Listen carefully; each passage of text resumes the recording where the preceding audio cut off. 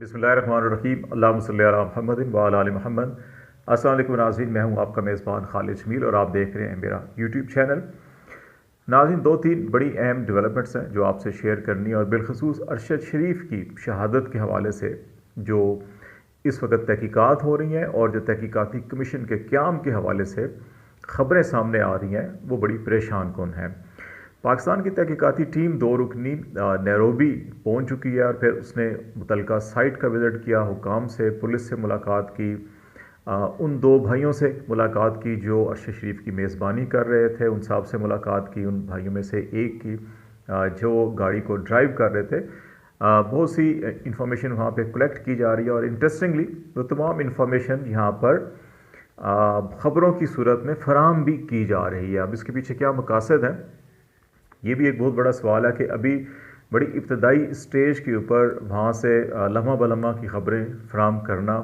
इसके पीछे क्या मकासद हो सकते हैं। वक्त के साथ साथ बहुत सारी चीज़ें खुल के सामने आएंगी, लेकिन जो तशवीशनाक बात है वो ये है कि अदालती कमीशन के क़याम के हवाले से जो ख़बरें सामने आई हैं इस वक्त, उनमें ये कहा जा रहा है कि लाहौर हाई कोर्ट के एक साबिक जज अब्दुल शकूर की सरबराही में, अब्दुल शकूर प्राचा की सरबराही में 3 रुकनी तहकीकाती कमीशन जो है वो कायम करने का फ़ैसला किया गया और इस सिलसिले में वज़ारत दाखिला ने एक समरी जो है वो कैबिनेट को अरसाल की है और इसको एक सर्कुलर जो तरीक़ाकार होता है उसके ज़रिए मंजूरी हासिल करके अनाउंसमेंट की जाएगी। हमें तहकीकाती कमीशन और एक जज की सरबराही में कायम करने पे कोई एतराज़ नहीं, लेकिन उस जज की क्रेडिबिलिटी जो है वो बड़ी अहम बात है। अगर हम जस्टिस रिटायर्ड अब्दुल शकूर प्राचा साहब का माजी देखें तो शायद वो इतना अच्छा नहीं है। प्राचा साहब जो है कि ये मई 2001 में लाहौर हाई कोर्ट के जज मुकर्रर हुए थे और नवंबर 2007 में जब जनरल परवेज़ मुशर्रफ ने पीसीओ के तहत इमरजेंसी लगाई तो ये उन जजों में शामिल थे जिन्होंने परवेज़ मुशर्रफ से वफादारी का हलफ उठाया था। उस पीसीओ के तहत जो जजेस ने हलफ उठाया था ये उन जजेस में शामिल थे और सिर्फ उन जजेस में ये शामिल नहीं थे बल्कि बाद में इन पर करप्शन के संगीन इल्ज़ामात भी आयद हुए और इस सिलसिले में सुप्रीम जुडिशल कौंसिल में इनके ख़िलाफ़ एक रेफरेंस दायर किया गया और 8 अगस्त 2009 को सुप्रीम जुडिशल कौंसिल के इजलास में वो जो इल्ज़ामात थे उनका जायज़ा लिया गया और फिर उन इल्ज़ामात की बुनियाद पर इनको अब्दुल शकूर प्राचा को नोटिस सर्व किया गया सुप्रीम जुडिशल कौंसिल की जानिब से कि वो इन इल्ज़ामात पर अपनी वजाहत पेश करें। तो उस नोटिस सर्व होने के बाद इन्होंने फिर 13 अगस्त 2009 को लाहौर हाई कोर्ट की जज की हैसियत से जो है कि इस्तीफ़ा दे दिया था। इसकी ख़बरें भी उस वक़्त मीडिया के अंदर शाया हुई थी और उसमें ये तमाम चीज़ें पीसीओ के तहत हलफ और करप्शन के इल्ज़ामात, सुप्रीम जुडिशल कौंसिल की कार्रवाई, ये चीज़ें रिपोर्ट हुई हैं और इस वक्त आप ये देख रहे होंगे कि डॉन पाकिस्तान का क्रेडिबल न्यूज़पेपर है, उसकी हम स्टोरी आपको दिखा रहे हैं। तो एक ऐसा जज जो फ़ौजी आमरीतों की वफ़ादारी का हल्फ उठाता हो, जिसके ऊपर करप्शन के चार्जेस हों और ना सिर्फ इल्ज़ामात हों बल्कि सुप्रीम जुडिशल कौंसिल में उसके ख़िलाफ़ वो इल्ज़ामात पेश किए जाएं तो सुप्रीम जुडिशल कौंसिल भी ये मुनासिब समझे उनका जायज़ा लेने के बाद कि हाँ इनके ऊपर नोटिस किया जा सकता है और फिर उनको नोटिस किया जाए और फिर वो तसल्ली बख्श जवाब या डिफेंड करने की बजाय वो इस्तीफ़ा दे के अपनी जान छुड़ा के चले जाएँ। ऐसे जज को मेरे ख्याल है अरशद शरीफ की इस साने के हवाले से तहकीकाती कमीशन का सरबराह बनाना मुनासिब नहीं होगा। इसके ऊपर बेशुमार सवालात उठेंगे और मज़ीद जो है कि वो तनाज़ा उठेगा। तो इसलिए हुकूमत को चाहिए कि वो एक ऐसे जज की सरबराही में जिसके ऊपर तमाम फ़रीक़ैन का जो है कोई एतमाद हो और उसकी साख जो है कि वो एक अच्छे जज की और उसके क्रेडिट के ऊपर अच्छे फ़ैसले हों, उसको अगर मुकर्रर किया जाए ज़्यादा बेहतर है। इसलिए हुकूमत को इस सिलसिले में बड़ा मोहतात डिसीजन लेना होगा, वरना ये मामला मुतनाज़ा हो गया तो फिर ये जो तहकीकात जिस किस्म की न सिर्फ जर्नलिस्ट कम्यूनिटी, पाकिस्तान की तमाम सियासी जमातें, पाकिस्तान की तमाम अवाम जो है इसकी साफ शफाफ गैर जानबदाराना और आज़ादाना तहकीकात चाहते हैं और असल जो मुजरिम है, असल जो कातिल हैं उन तक पहुँचना चाहते हैं। इसलिए इस कमीशन के एहतियात के क़याम में इंतहाई एहतियात ज़रूरी है और ऐसे किसी शख्स को इस कमीशन का सरबराह ना बनाया जाए जिसका अपना दामन जो है वो दागदार हो। दूसरा मामला जो इमरान खान साहब की लॉन्ग मार्च के हवाले से है, अभी तक बड़ा पुरअमन लॉन्ग मार्च है। इसके अंदर एक जर्नलिस्ट की सदफ़ नईम साहिबा की जो है कि वो शहादत हुई, हादसाती तौर पे हुई।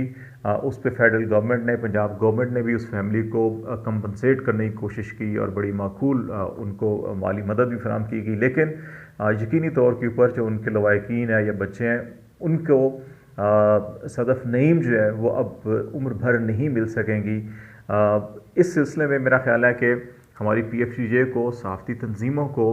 जो इदारे हैं, जो मीडिया हाउसेज़ हैं, उनके मालिकान के ऊपर और हुकूमत को भी दबाव डालना चाहिए कि उनके लिए एक ऐसा सर्विस स्ट्रक्चर, उनकी इंश्योरेंस और लॉजिस्टिक सपोर्ट ऐसी हो कि इस किस्म के वाक़यात ना पेश आ सकें। इसके ऊपर बहुत ज़रूरी है काम करना। और लॉन्ग मार्च के हवाले से भी जो एक तशवीशनाक बात है, खान साहब ने दो बड़ी अहम, आज चौथे रोज़ जब वो कामोकी से गुजरांवाला रवाना हुए थे, दो बड़ी अहम डेवलपमेंट हुई हैं। एक तो ये कि खान साहब ने बराह रास्त जो है वो इस्टेब्लिशमेंट को एक पैगाम दिया, जो खिताब के अंदर उन्होंने वहाँ पे कामोकी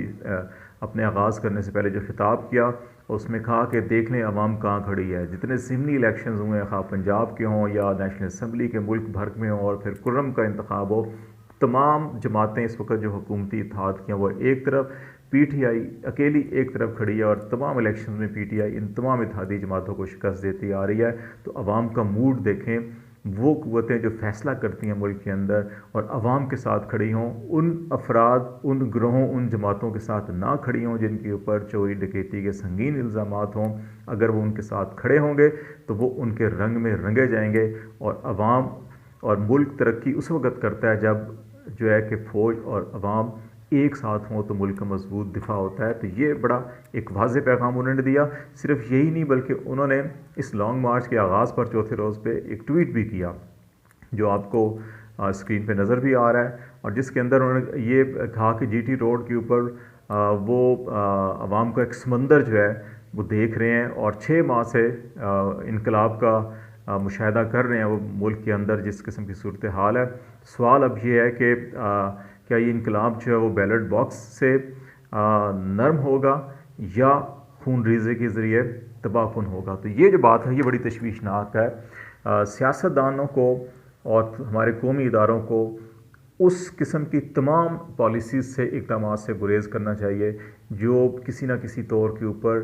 खून रेज़ी की तरफ, हंगामा आराई की तरफ, फसादात की तरफ, इंतशार की तरफ हालात को लेकर जाएँ। मेरा ख़्याल है कि इस सिलसिले में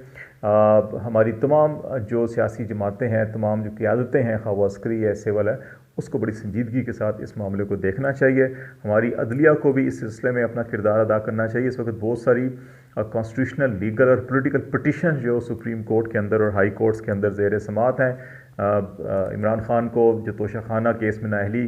की सज़ा दी गई, उसको भी इस्लामाबाद हाई कोर्ट ने फौरी तौर के ऊपर सज़ा को मुअत्तल तो नहीं किया, लेकिन उसके नतीजे में NA-95 मियाँ वाली 1 का जो ज़िमनी इलेक्शन था उसको रोक दिया कि जब तक ये फ़ैसला नहीं होता वहाँ पे ज़िमनी इलेक्शन ना करवाया जाए। इलेक्शन कमीशन ऑफ पाकिस्तान को नोटिस दिया गया है कि 10 नवंबर तक वो इस सिलसिले में अपना मौक़िफ़ दें कि क्यों ना इस फ़ैसले को मुअत्तल कर दिया जाए।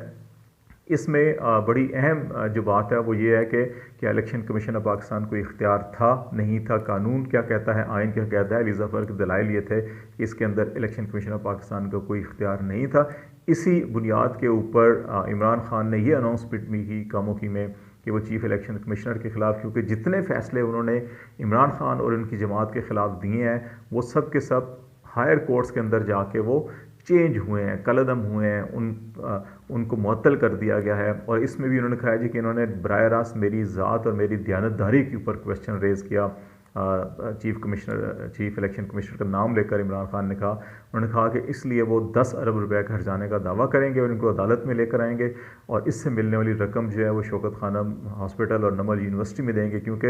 हर साल वो 9 अरब रुपए कलेक्ट करते हैं इन इदारों के लिए। और इलेक्शन कमीशन ने जो फ़ैसला दिया उससे उनकी दयानतदारी, ईमानदारी के ऊपर उंगली उठाई गई, तो इसलिए वो इतनी मालियत घर जाना का दावा करेंगे। तो लेट्स सी, देखते हैं अगले 2-4 दिनों के अंदर मामलात किस तरफ जाते हैं। लेकिन हमें उम्मीद करनी चाहिए और कोशिश भी करनी चाहिए कि हालात को संगीनी की तरफ ले जाने की बजाय, तसादुम की तरफ ले जाने के बजाय इलेक्शन की तरफ और आवाम से अगर रजू कर लिया जाए तो ये सबसे बेहतर हल होगा। फ़िलहाल खालिद जमील को इजाज़त दीजिए। अल्लाह हाफिज़।